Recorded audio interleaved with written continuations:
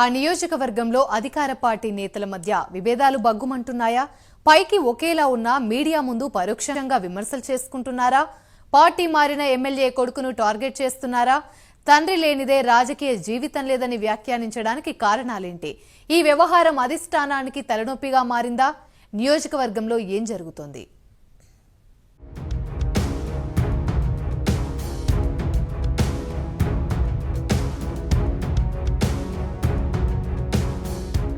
బాన్సువాడ కాంగ్రెస్ లో గ్రూప్ తగాదాలు తారాస్థాయికి చేరినట్లు కనిపిస్తోంది.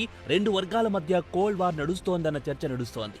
2023 అసెంబ్లీ ఎన్నికల్లో బాన్సువాడ కాంగ్రెస్ ఇన్ఛార్జిగా ఉన్న బాలరాజును కాదని బీజేపీ నుంచి హస్తం గూటికొచ్చిన ఏనుగు రవీందర్ రెడ్డికి టికెట్ కేటాయించింది అధిష్టానం. ఆ ఎన్నికల్లో బీఆర్ఎస్ అభ్యర్థి పోచారం శ్రీనివాస్ రెడ్డి చేతిలో ఆయన ఓడిపోయారు. ఎన్నికల సమయంలో పోచారం అనుచరుడు బీర్కూర్ మాజీ జెడ్పీటీసీ సతీష్, ఆయన అనుచరులు కాంగ్రెస్ లో చేరారు. ఇటు పోచారం కుమారుడు భాస్కర్ రెడ్డితో విభేదాలున్న నాయకులు సైతం అదే పార్టీలో చేరారు.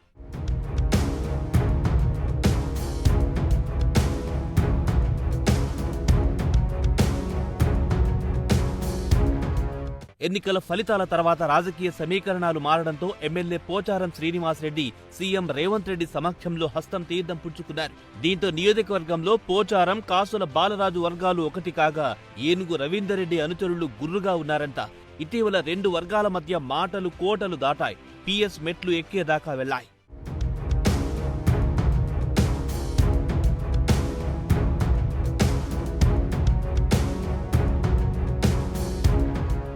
తాజాగా బీర్కూర్ మార్కెట్ కమిటీ ప్రమాణ స్వీకార కార్యక్రమం జరిగింది.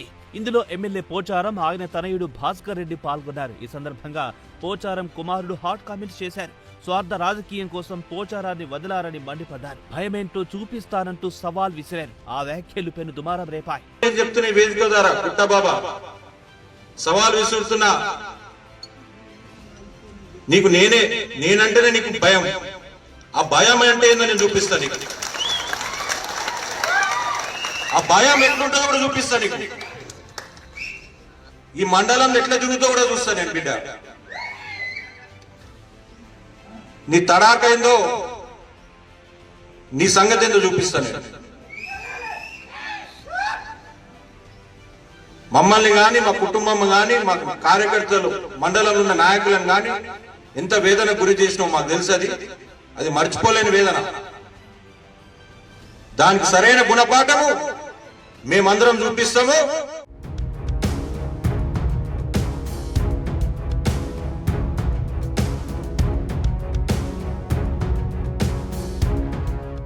ఆ వెంటనే ఆ వ్యాఖ్యలకు కౌంటర్ ఇచ్చారు సతీష్. తనకు భాస్కర్ రెడ్డి నుంచి ప్రాణహాని ఉందన్నారు. గతంలో అధికారాన్ని అడ్డం పెట్టుకుని ఎన్నో చేశారని ఆరోపించారు. దానికి ఈ రోజు మీరు తర్వాత పార్టీలో కలిసి కాంగ్రెస్ పార్టీలో మీకన్నా ముందు పోయిన వారిని ఈ రోజు అణగదొక్కాలనుకుంటారు. అది ఎంత మట్టికి సమంజసం? ఈ విషయాన్ని పార్టీ అధ్యక్షుడు మహేష్ కుమార్ గౌడ్ గారికి, గౌరవ ముఖ్యమంత్రి రేవంత్ రెడ్డి గారికి, జిల్లా ఇన్ఛార్జి మంత్రివర్యులు జూపల్లి కృష్ణారావు గారికి, గౌరవ ఉప ముఖ్యమంత్రి బట్టి విక్రమార్క గారికి, సురేష్ శెట్టార్ గారి ఎంపీ గారికి అందరి దృష్టి కూడా తీసుకుపోతాం. నువ్వేం మాట్లాడినావు, నీ అన్పార్లమెంటరీ లాంగ్వేజ్ ఏంది చూపిస్తాం.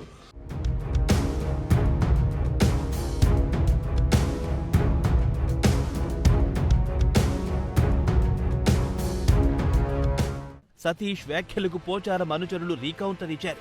మాజీ జెడ్పీటీసీ గురించి అంతా తెలుసు అని అన్నారు. ఏదైనా సరే సార్ ఇప్పుడన్నా అర్థం చేసుకొని ఏదో సందర్భంగా ఈయనకి ఆడుంచాలని ఆనే ఉంచాలా. మొత్తం దొంగ నాటకాలు తప్ప అయితే ఇంత ఏం లేదు. చాటాల సౌడేస్తాడు, కుక్కల కయ్యం పెట్టేస్తాడు. ఈయన గుణమే అంతే. ఇంక రెస్పాండ్ ఇచ్చుడేంది? మాజీ బీజీ అనద్దు, డైరెక్ట్ అనాలా. 21 మంది వ్యక్తులు ఉన్నారు కదా, ఈ 21 మంది వ్యక్తులకు కూడా ఆయన ఏం చెప్పాడంటే, మీ వెనుక సార్ గెలిచిన తర్వాత నీ వెనుక మీ అందరికి మీరు ఏం నర్వస్ కాకండి, మీ అందరి 21 మందికి నేను ఉన్నా, మీకు ఏమున్నా నీ కష్టకాలం నేను చూసుకుంటా అని చెప్పాను. కానీ ఈ 21 మందికి తెలియకుండానే ఏనుగు రవీందర్ రెడ్డి గారితో బేరం పెట్టారు. ఇది ఆయన చేసే అన్యాయం. ఈయన తెలియకుండా అంటే ఎటు మంచిగా ఉంటే అటుపై గోడ దుంకేస్తాడు. అలాంటి వ్యక్తికి మీరు ఎవరు కూడా సపోర్ట్ చేయొద్దని చెప్పి ఈ సందర్భంగా మీకు తెలియజేస్తున్నాను.